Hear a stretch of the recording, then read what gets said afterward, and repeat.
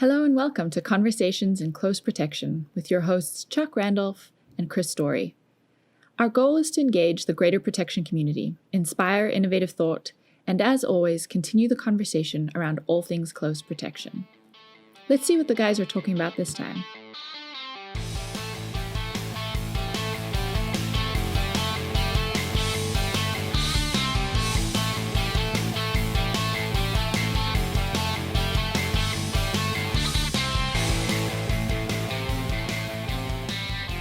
Good morning. Welcome to a video episode of Conversations in Close Protection. My name is the caffeinated Mr. Chuck Randolph. Across the digital divide, the elucidated Mr. Chris Story. Sir, good morning.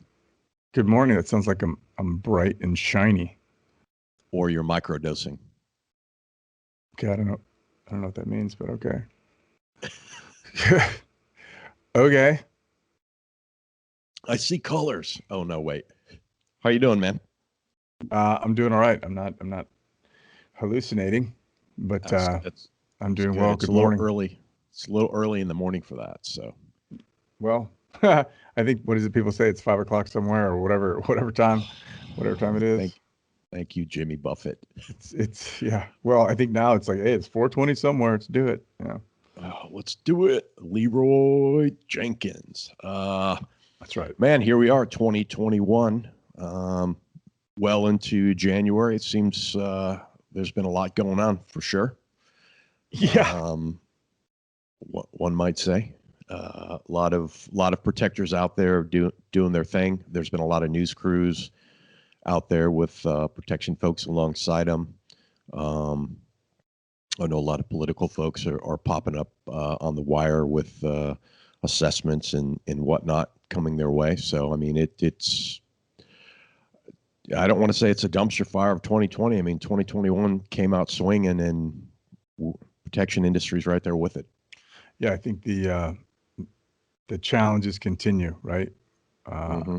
I think it seems like maybe the dumpster fire from the political aspect, you know, that stress level has likely ebbed on some level, or maybe been extinguished for some period. But yeah, the craziness continues, the stresses continue, the isolation continues, and yet we're starting to see protectors get back to work, you know, based on those threats, you know, and the physical threats as they were, as they're seen. Well, it'll be interesting as we move forward and you see new administration coming online, and you know, you have new Secretary of State, new DNI, new DOD, you know, new foreign policy wonks, the whole nine yards, you know, regardless of what side of the political fence you're on. I mean, it will be change, and with change will come ripples and opportunities for work and for us and for the industry. Mm-hmm. Yeah, I mean, you know, it's interesting because you talk about the new administration protection, right? Mm-hmm. Like all of those, they just kind of walk into a protective role, right? Mm-hmm. Or not a protective role, a protected role, excuse me. And then we kind of go, okay, great. What happens to all the officials that are leaving the administration? You know, yep. They have threats based on their the decisions that they made or the responsibilities that they had.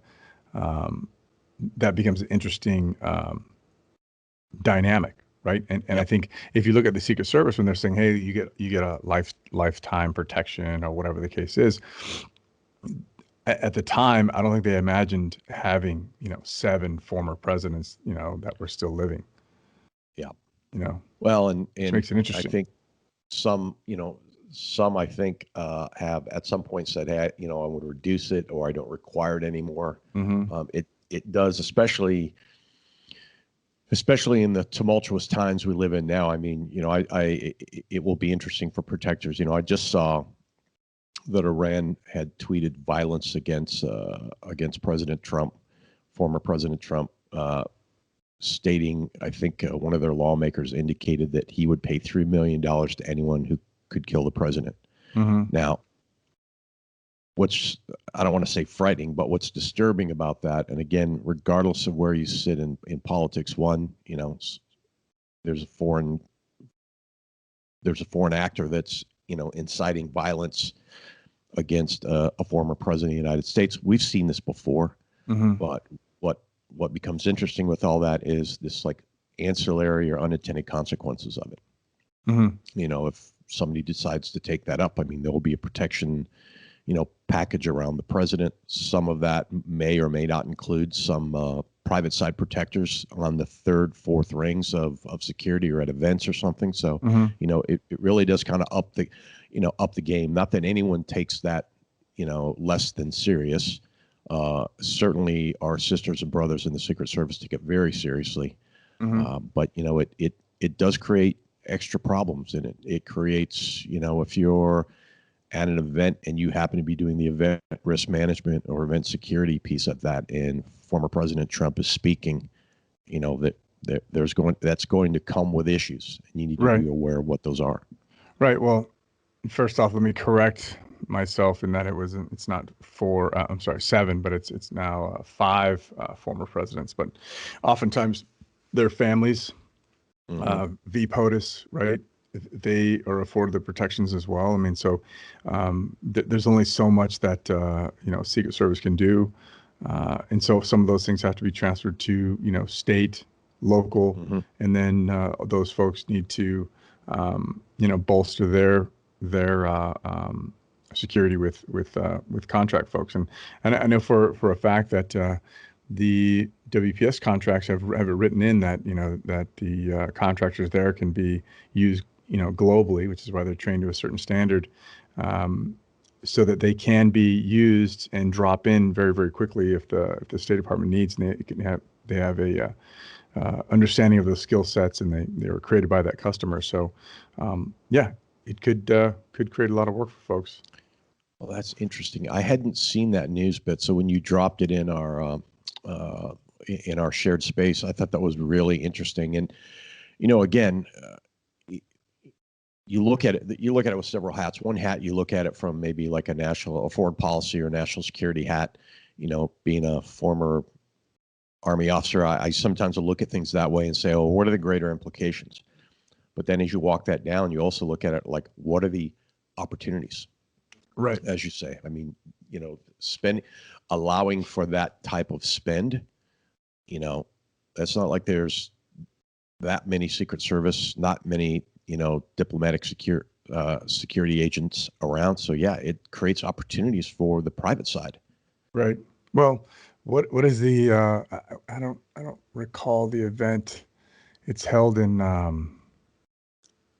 New York. We've talked about it before. It just slipped my mind. But anyways, yeah, when all the heads of state go to New York to talk about whatever it is that they're going to chat about, that stretches everybody. I mean, like the G8 summit or things like that, or World Economic Forum, all that stuff. Yeah, World Economic Forum, things like that. Yeah, I mean that stretches. As the whatever nation is hosting that event, they're responsible for security, right? Because they don't want anything to happen on their soil, and that stretches everybody to the brink. Like you got people that are just like, all right, we're on the detail. It's the four of us. It's a guy from it's a contract guy. It's a federal agent and two local police officers and an Uber driver. Whatever. It's kind of tongue in cheek, but it gets to that level where they're driving all these folks around, and all of these folks bring their significant risk to the New York City, and it's a very, very big deal. And they're pulling people from field offices all over the nation. It's almost like a reunion at some point. But and to be clear, I've never worked it. I've talked to people who have been in it, and they said it's a fun deal. It's crazy. There's but it's crazy, and they just kind of almost shut the whole city down. So when you look at that from a manpower perspective, we start to understand that that protectors get stretched pretty thin, the official protectors, if you will, for the government, and they have to use whatever resources that they can. And then further than that, we talk about, I don't know if you saw it, there was a 2021 omnibus spending bill that had $30 million that the Secretary of State could authorize Yep. for extraordinary protective services through September 30th of 2022. And that was focused on providing security for Trump administration officials that were subject to death threats for those Iranian officials looking to avenge Qasem Soleimani's death. So that's kind of a big deal, you know. Yeah, that's one of those things where I think your average citizen who watches the nightly news or something may, that news may not make it to them. But if you look at that, I mean, that's a significant statement.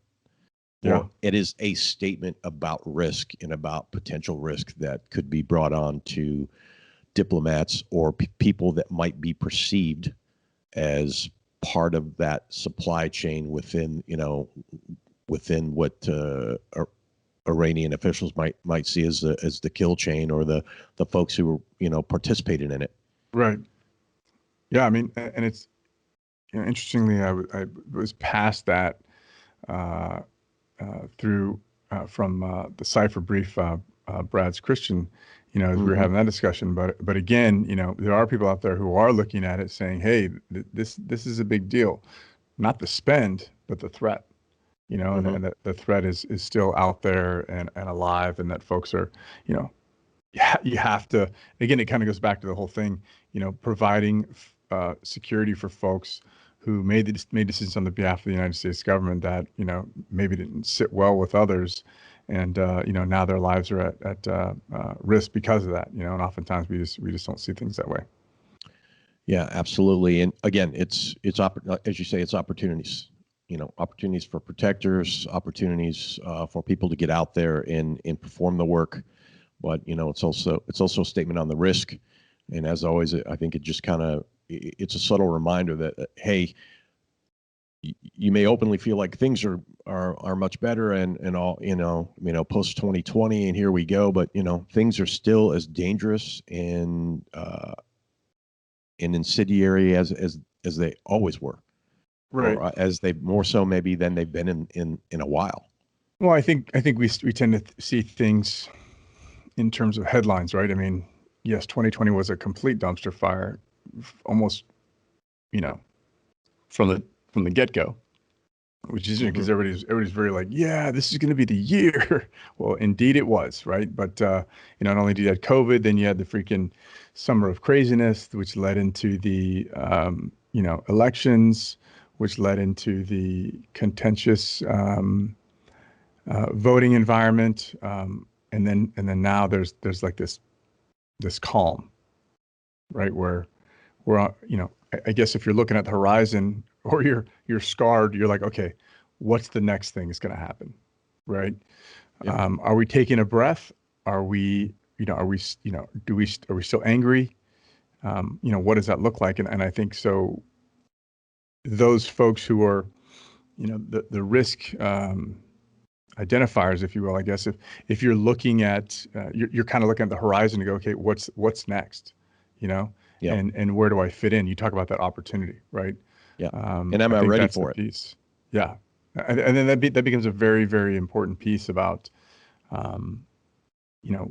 instead of being reactive, you're able to respond because you've kind of identified what those threats might be or the risks you need to face, and you're able to respond accordingly. Yeah. I mean, Sun Tzu said, if you know the enemy and know yourself, you need not fear the result of 100 battles. So, a lot of this is like understanding the enemy, understanding where you are. He said, goes back to Gary Drake. What's your role in your job, and are you ready for it? Right. And what's the projected role? I mean, it's all very important. So a lot of times, again, when we read the news, and you and I have conversations offline, and we're, constantly trying to think about where, what do we want to inform folks on in the listening audience. We think in terms of risk and also opportunity for the industry. Yeah. Well, go ahead with your, I don't know if you're going to lead into to Sun Tzu, but a lot of it is really, to me, is about, being as prepared as possible so that you can deal with whatever you need to do further than arm's reach, right? I'm not, you're Yep. not looking so far down that you miss what's going on underneath your nose, but you're categorizing and cataloging those threats and understanding them, and you have a response to everything, and you're able to see that as far as possible.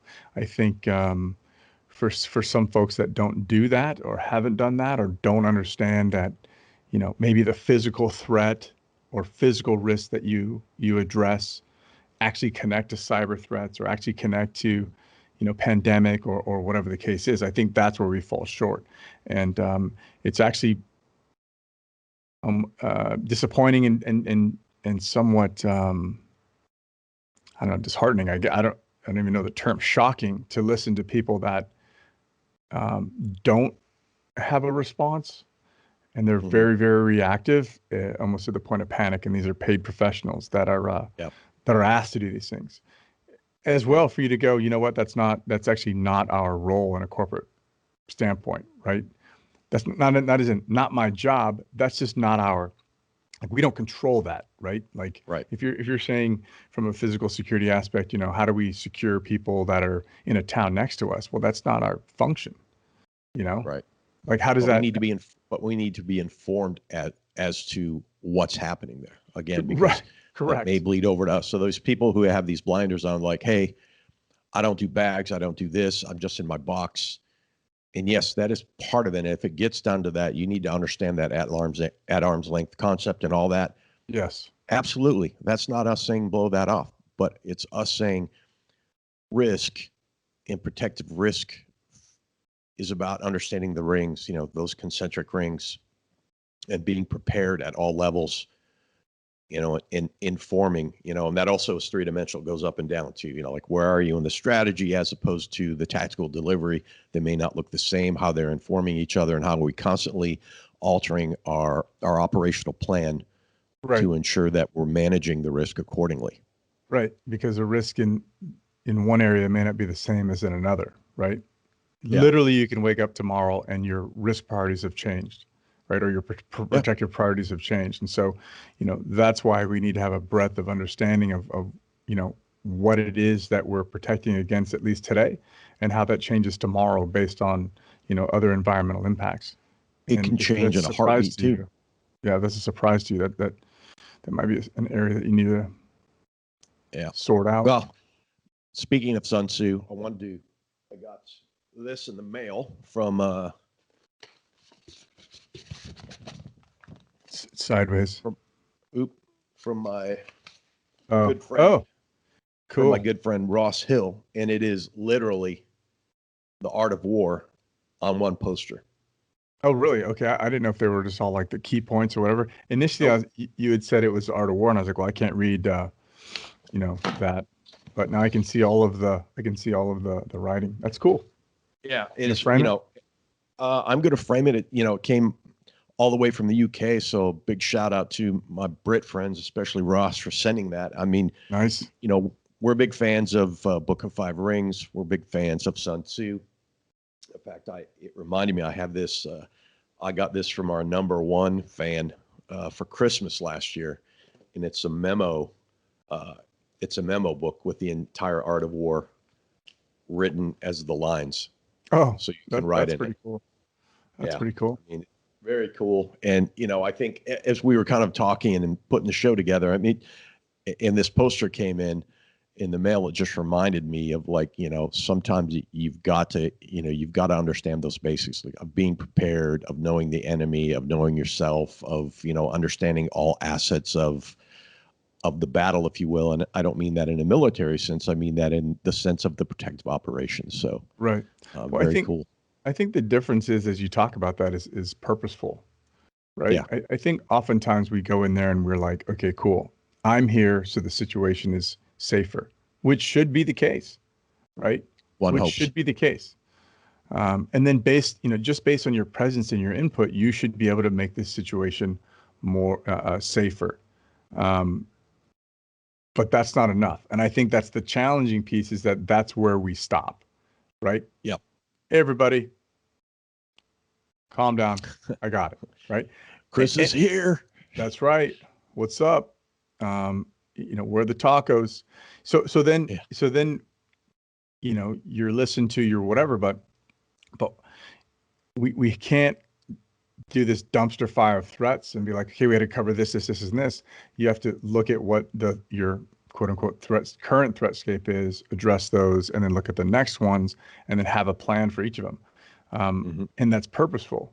The plan can't exist in your mind, right? That's the challenging piece. That's why we have, Right. Because we've talked about this before, the pandemic might have done some good because there was a deluge of requests for threat and vulnerability assessments after the pandemic, right? Okay. All right, everybody. We were just robbed. We're going to lock the place down. Okay. Well, once again, we're locking the barn after the horses have been stolen. We're going to invest after the issue. Yes. Invest. Always. Right. And as protectors, we're like, why don't we just invest 10% now, then you won't have to invest the 100% later. And the bean counters don't listen to that. But the point being is that if you can have, if it's purposeful, and you've got a plan and you've got ears, right? In other words, people are listening to you. That can build a lot of confidence, and it also help drive response versus just having to react. Having to pick up the phone and go, "Yep, we saw that coming, and we're cleaning it up." That's not helpful. Well, I mean, Sun Tzu himself, and I'm going to paraphrase this, said, the general who wins a lot of battles is the one who makes many calculations in his headquarters, and the one who loses is the one who makes few beforehand. And again, we've talked about this time and time again. I mean, now is the time for preparation. I mean, going live and just trying to figure it out on the fly. That happens. It's happened to me. It's happened to you. I mean, you get fastballs or whatnot, but there should be no surprises. Well, when you look back at things, there should be limited surprises. How about that? Well, I think that paraphrase statement said it, right? I mean, is that if you've prepared for it, then it's not as big of a deal, right? You don't have to. You're not standing there trying to formulate a plan on your feet, right? The more that you've purposefully planned, prepared, thought about the risks, understood what might be coming down the pike, it's kind of like walking through I think we talked about this before. Like, you gotta have a plan, right? If you walk through the forest and you don't have any plan, you're just literally going like this. You're walking blind. And then anything that comes up to you is going to be a surprise, and you're going to be lost at the end of it. So how do you, and you're always trying to change those calculations based on the environmental changes again. But again, you're just not, you can't just stand there and go, cool. All right, Chris is here, everybody. We're safe. But Chris doesn't have a plan. That's not what you get paid for. No, it's good. I mean, and it's right. I mean, we preach that a lot. You hear a lot of the folks that have been on, preach the same thing. You've got to have a plan. I mean, you had a plan when you went on a date when you were in high school. You had a plan when, you were going to drive a car. I mean, there's always some type of plan going on, and you got to continue that. I mean, this is for you, Chuck. All right. Strategy without tactics is the slowest route to victory. Tactics without strategy is the noise before defeat. If that doesn't tell us what we're even talking about, right? Or very succinctly, I don't know what does. No, absolutely. So it's good. And, I appreciated get that from Ross, and what a great reminder, especially, given what we were talking about before with opportunities and new risks or old risks presenting themselves as new challenges, putting itself up. Yeah. I was also reading around the news, and did you see this thing about about the sunburst incident? So is this a newer one, or is it an extension of the solar winds, or? No, it's the FireEye discovered one of the worst cyber attacks in U.S. history, and they've been looking at the ramification in issues with more than 18,000 organizations, and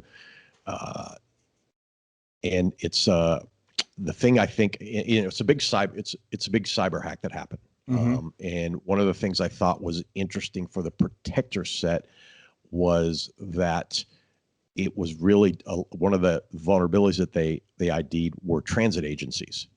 And Security Magazine has a great write-up, and we can maybe toss this in the show notes. And I thought the thing, as I read through it, Chris, that was interesting to me as we talked to protectors about this was, and I'll quote this from the article, researchers have also previously proven hackers could take over the brakes and controls of the vehicles.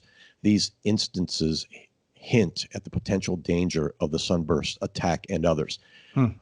Ideally, what we're talking about is understanding the digital risk that is posed to us as well. Many of us as protectors don't like public transportation. I know there's been occasions where, based on the risk write-up, we've taken it just for the pure anonymity of it in a foreign place. But I personally don't like it. I know you don't, because it will tend to channelize you into one space. But also thinking more broadly about this, our principals are driving cars that are more connected, the Internet of Things, and all these things have vulnerabilities. And why, we might say, hey, we know there's a hack and it might affect your car. But again, thinking about that at arm's length, that doesn't affect me.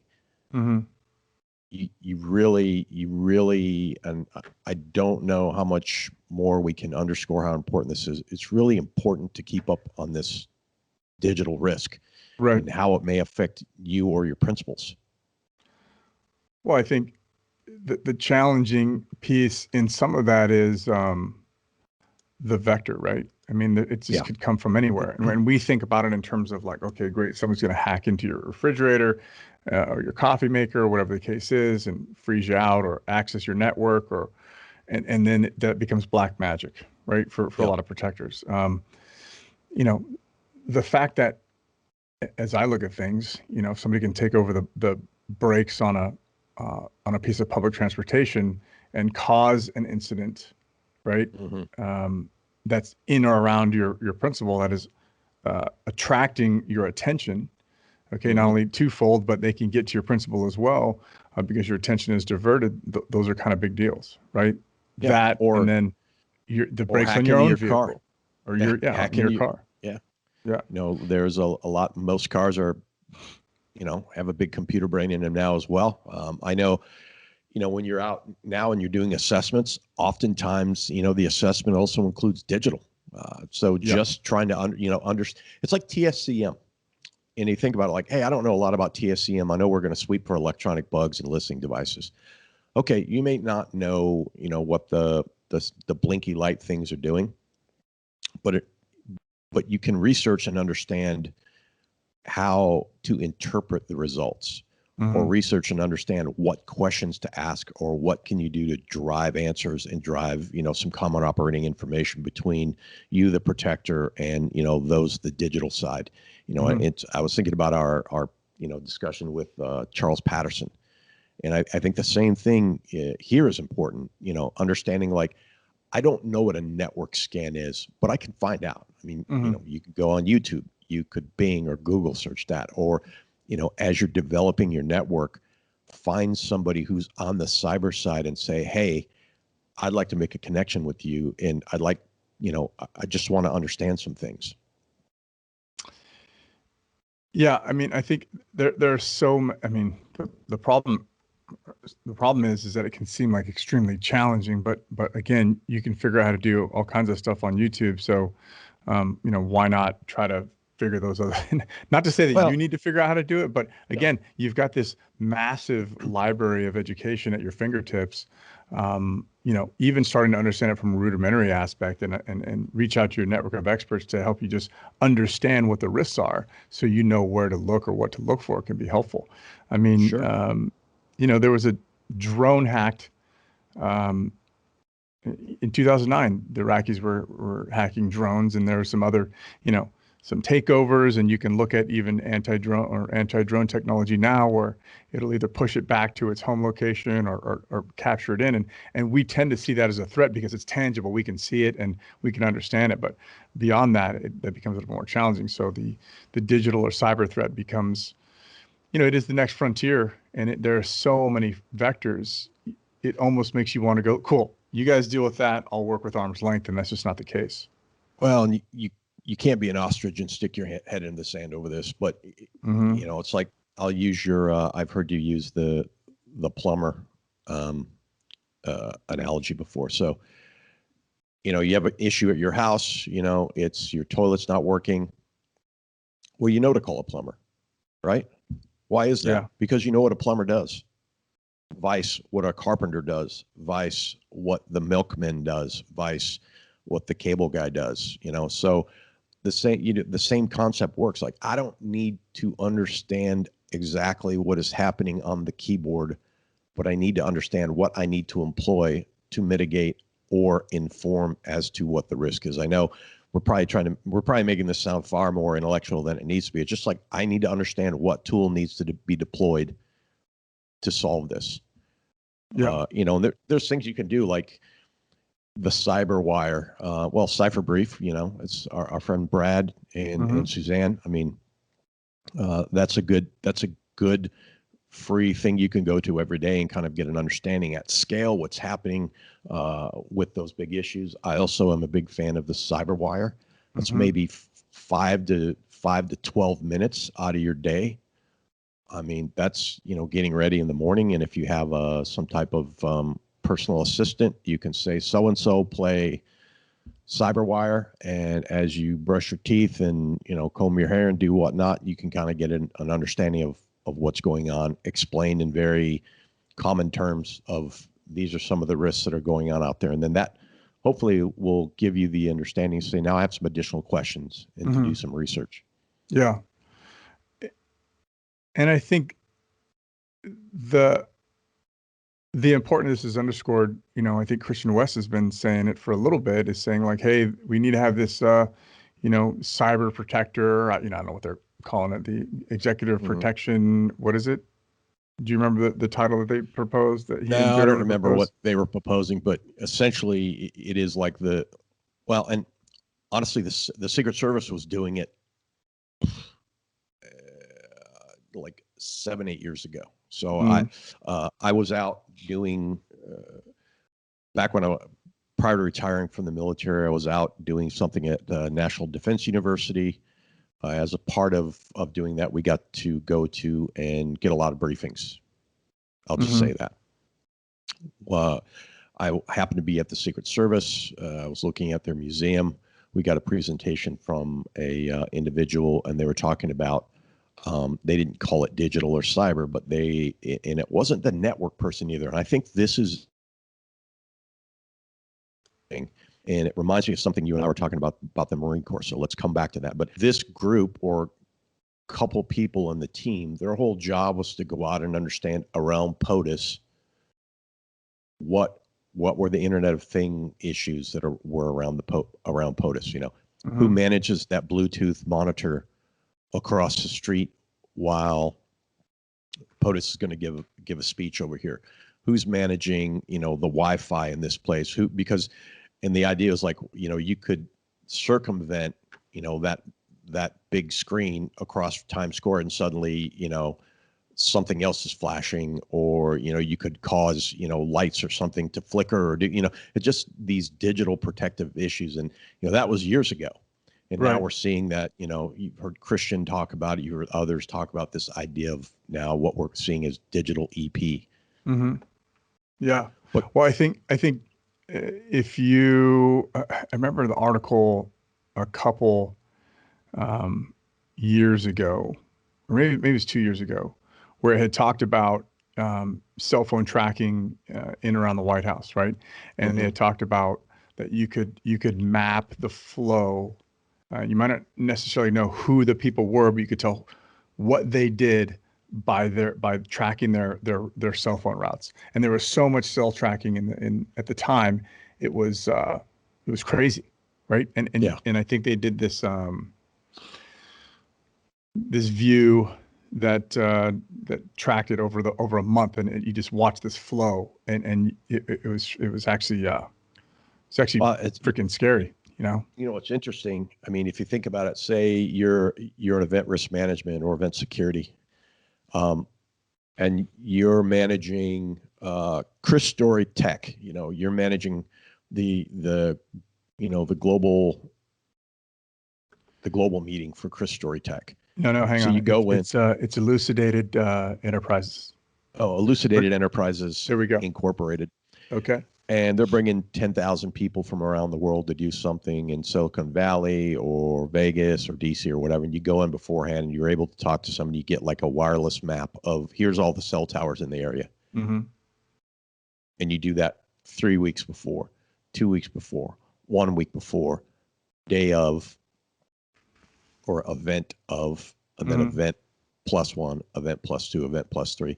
That is always very interesting because you see, you can see fake cell towers come online. You can see, and they look just like everything else. I mean, because it's scary, but it is part of the protector's package. I think, if you think about this in terms of, say, warfighting, I mean, wasn't it the Marine Corps that said they were coming out with this idea of having someone else in the patrol is now like a tech soldier, if you will?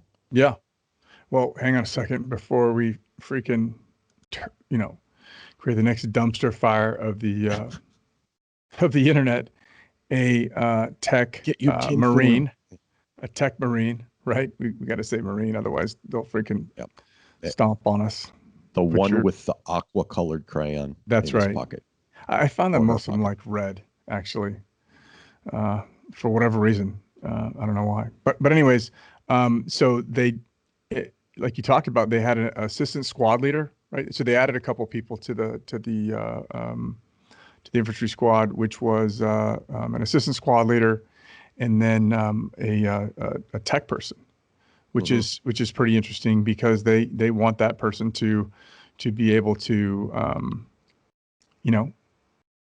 I almost look at it as like the Jason Bourne. Everyone wants to be Jason Bourne, right? Do all the fighting, arm's length, arm's reach, and then be able to hack into something. I mean, I don't know how much they're going to hack, but they wanted to have somebody that was very, very familiar with technology, and I think that's a very important piece to know, because we talk about our millennials in this way that they're just buried in their tech and blah blah blah blah, but that is the world, and that is where we're going, and those are our new frontiers, new battlefields, and so leveraging that is very, very important. And I think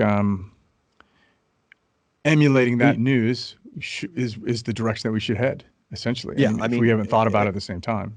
And clearly we haven't. I mean, whether it was the Secret Service talking about it 7-8 years ago, or now you have folks like Wes talking about it, in the industry. You've talked about it. I've talked about it. We have folks on the podcast talking about it.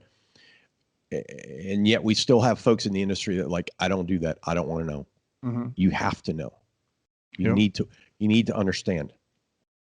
Doing when you do vulnerability assessments now, and I think you're seeing a lot more assessments coming online, as you stated earlier, post-COVID, Chris. I mean, a lot of those now have a digital piece to them. What are the Wi-Fi networks like? What are their bandwidths like? Are we checking to see, do they use VPN? And whether it's, a big CEO of a Fortune 50, or, maybe it's a local politician that's called you up and said, I need some work, but, just understanding what do I need to check for? And then also, when do I need to dial a friend or dial a digital friend? Right. So, I mean, that thought process, or the systems operator, I guess the Marine Corps calls it the squad systems operator, that becomes that, dare I say it, that force multiplier. So that's the first person that you call. I mean, that person is actually looking at those threats and risks, and is capable of at least level 1, level 2 problem solving, troubleshooting, setting up your offensive and defensive systems. And when I mean offensive, I mean radios, phones, comms. Yeah. What does that look like so you can communicate? And I think that that's a good thing for us to focus on and to look at and go, okay, great. The guy in the corner that it says, hey, I'm a systems guy, he isn't the, we don't beat him up because he can't, or doesn't look like he can freaking fight his way out of a wet paper bag. That guy's actually scarier and has a longer reach than anybody does. So recognize that capability and bring it into the fold becomes a very key asset for any protection team. Well, and it's an opportunity again.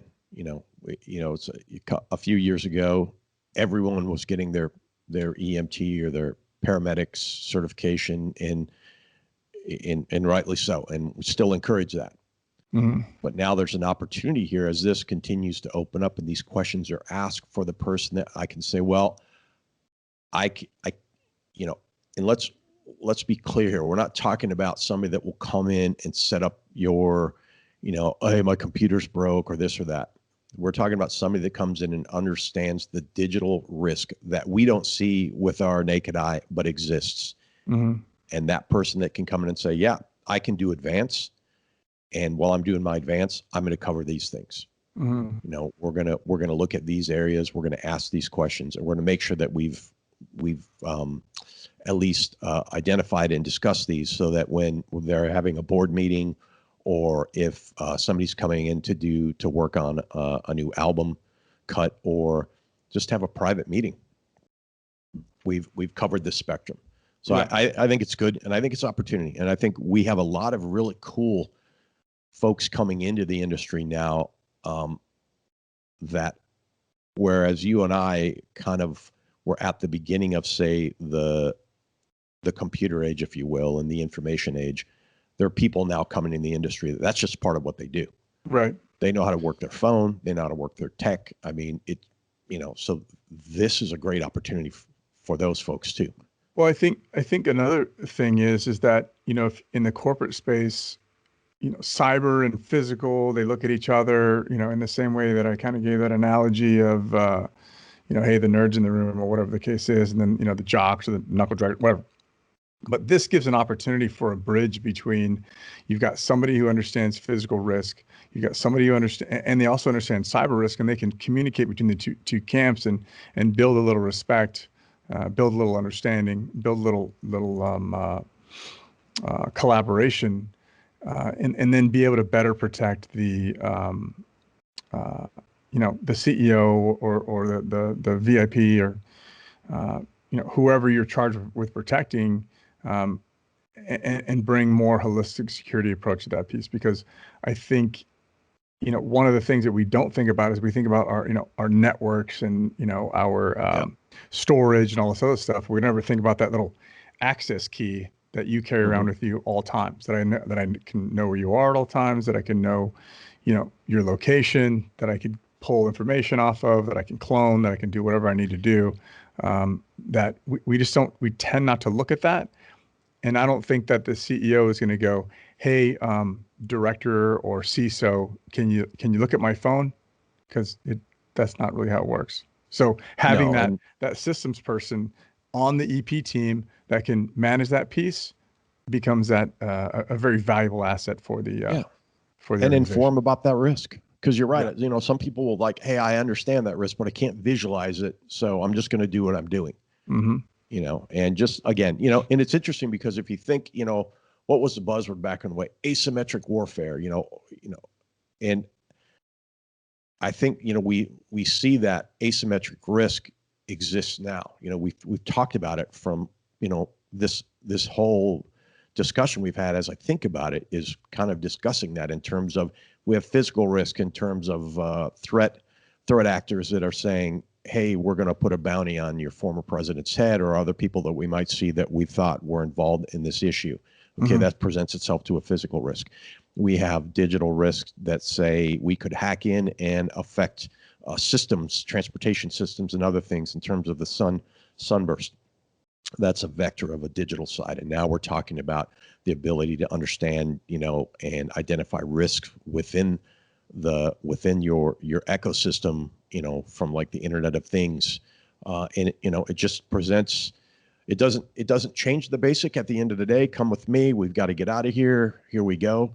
But it just makes the overall package more complex for us. And we have to stay in front of it. We have to stay on top of it. Yeah, absolutely. Absolutely. It's interesting. Go ahead. I'm sorry. Well, I was just going to say that, sometimes it takes a little bit for you to understand what the capabilities are, and I think using the Capitol Hill piece as a great example is suddenly you realize like, well, hey, I mean, it's in the news. Hey, we're tracking all the cell phones to identify who was there, where they were, what they did, right? So, you can use that offensively or defensively. And when I mean offensively, I mean you're reaching out to figure out what that is, right? I mean, you talked about those fake cell towers, so you can do systems tracking, et cetera. All of those things kind of can come into play as you're approaching what you're doing to within legal confines, of course, to protect your principal. And I think we've seen a transition in. It used to be hacking was a bad thing, right? Like if you hacked anything, it was considered not the cool hack, the shortcut hack, but if you're a hacker, or you were doing offensive cyber ops, you're like, whoa, you're clearly you're on the wrong side of the line. Now it's openly advertised for, right? Well, we need people to go. You need a white hat. You need a white hat hacker in your network. Mm-hmm. And I guess and as you think about, I mean, it's just the way things are going. I mean, it's just the way things are going. As you think about your network, as we discussed earlier, I mean, you got to have build those folks up, get those TSCM folks in there, get yourself someone on the computer side so you can go and you can ask, and do that. I mean, I was thinking about, I don't know if you saw the article, they were talking about Israel's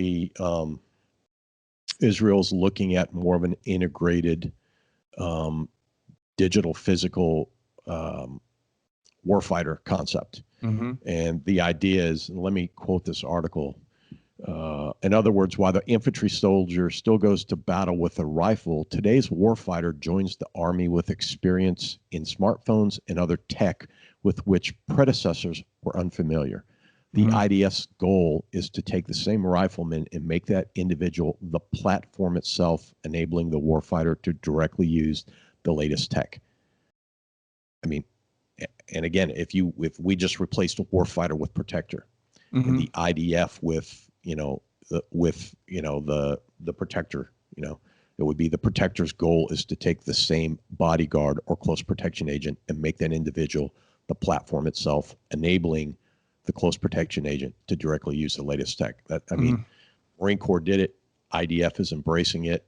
And what we've seen a lot is what happens on the warfighter side is, a lot of times will bleed over to the protective side because they inform each other. Yeah. I mean, it's just that collaborative and holistic approach to security, right? Or to warfighting or whatever it is. I mean, I think it's almost embarrassing at times that we look at it as like separate lines instead of like a team and the ability to execute, right? And I think at some point it was kind of separate lines. I mean, they were just kind of two, and but now I think you're right. They're together, Chris, and we need to break down. We need to have more common operating information. Sorry to use that again. But it's my favorite phrase. We need to have more common operating information between physical and digital side, so that we can get to that common operating platform by which we can work. And the more we understand each other's roles and definitions of how maybe the digital side looks at things or the physical side, the better off we are to mitigate that risk. Right. And not just how, but what the impact of each are, right? So you can look at it better and you can understand, and then you can also understand what gaps are not being looked at while we're all looking at our own fiefdoms, if you will, right? I mean, because I think that becomes very, very important. Yep. There are plenty of gaps that don't get addressed because I just do cyber, you just do physical. There's nothing in between. Yeah, and not having knowledge of what your brothers or sisters are doing on the other side of that fence, whether it's digital or physical, is truly a blind spot that others are going to take advantage of. Because threat actors, they're looking at hybrid or asymmetric ways as well, as we've just discussed. I mean, it's interesting. I think by the time this airs on Friday, Chris, you and I will have already been on a panel with Phelim talking about EP modernization. So I'll be curious, because by the time this airs, we'll have done it. So hopefully we've learned something from our panelists and Yeah. and had a good conversation. Yeah. I mean, I'm sure it will be a great conversation. I think, once again, Phelim and CTG Intelligence are doing a great job at herding all the cats, globally, so they get in one spot, virtually, and still continue to do, put heads together, address risks, have discussions and foster discussions, about the security impacts, threats, and opportunities. It's kind of a very, cool deal. I'm excited because it was on the list of things to do for 2021, was to attend the event, and here it is, completely by, not in the way I thought it was going to happen, but yes, here we are. That's gonna be fun. I'm looking forward to it. Phelim always puts on a great show, if you will, and it's always very educational. It's always very interactive. There are some things that he's working on as those shows continue on to make things far more interactive. I'm looking forward to some of the stuff that he's got planned for future events too. I don't want to give anything away. I don't want to spoil anything. So it's going to be pretty cool, especially some of the breakout ideas he has. Yeah. Well, I mean, again, just another, I would say just a guy, a thought leader who's trying to figure out, as he talks, he's the connector in all of these. He's that systems guy, right? He's the connector in all these different facets of security, and he's able to see, hey, I think there might be a gap here because these folks are just talking about this, and these folks are just talking about that, and there's a gap between those two. Yep. And we celebrate that. And I think you made a very, very good point, is that the threat actors they find opportunity in that, so there's opportunity and risk for both sides. And these things, using the tools that are available to us, become an opportunity. I will say, it is interesting though that the more we become reliant on these tools, these skills, it'll be interesting to see what gaps they are created if they fail. I mean, you've experienced power outages recently. We get communications from power companies saying, hey, there's a storm coming, right? They're looking at their risk, saying, hey, you might not have power, or we might experience power outages. And we look at that from a discomfort standpoint, but from an operations standpoint, what happens if that's extended and you can't use those tools, and you've got to go back, be able to, fall back on those foundational skills. And absolutely. And a point well said, in all this, while we're urging and saying, hey, you've got to expand your knowledge. This goes back to this concept of priorities and requirements. You can't forget those basics. I mean, so are we telling you that you need to work on those hard skills? Yes. Are we telling you that you need to expand and understand what's happening on the digital side? Yes. Are we telling you that you need to constantly be planning and prepping and understanding how to do, how to manage the risk and come up with your courses of action and options? Yes. Are we telling you that we love this industry? Absolutely. Yeah. Well, I think just a small example is as phones started to go, or as companies started to go to VoIP phone systems, right? Yeah. It's like when the power goes out, who do you call to fix it? Because it's powered, right? And your network is powered. So if the power goes out and you've got a 911 call to make, how do you do that? Well, I'll just use my cell phone. Well, okay, great, but what if that network's down too? Or if you don't have a cell phone, there's still a significant number of people who actually don't have cell phones. I know that sounds very foreign, but how do you do that? And that becomes an issue. And some people were like, yep, it's freaking technology. Let's just run with it. And you're like, we got to have one hard line, because that's.